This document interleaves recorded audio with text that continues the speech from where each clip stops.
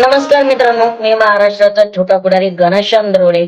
खरं तर मित्रांनो, आज मला एक गोष्ट तुम्हाला सांगायची. महाराष्ट्राचा छोटा पुढारी म्हणून आज मला सगळीकडे ओळखलं जातं, पण खरी ओळख जर त्या कोणी व्यक्तीने दिली असेल ना, म्हणजे एक आमच्या तालुक्याचे माजी आमदार राहुल दादा जगताप आणि दुसरे म्हणजे आदरणीय माननीय श्री उपमुख्यमंत्री अजितदादा पवार साहेब यांनी मला पहिल्यांदा त्यांच्या मोठ्या व्यासपीठावर बोलण्याची संधी दिली.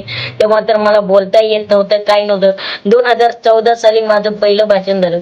मित्रांनो, खऱ्या अर्थाने आज मला ओळखलं जातं, पण त्यांच्यामुळे ओळखलं जातं.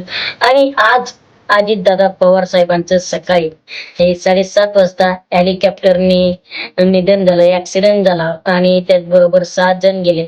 प्रथमतः अजितदादांना मी भावपूर्ण श्रद्धांजली देतो. पण खरं तर दादांची तुम्हाला माहिती, काम करण्याची ऊर्जा, एक ख्याती आणि चांगल्या चांगल्यांना घाम फोडणारे दादा म्हणजे शब्दाचा वादा.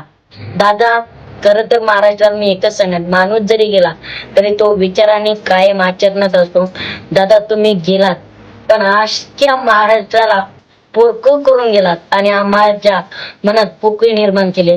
दादा तुम्ही गेलात नव्हे तर तुमचे विचार रुजून गेलात.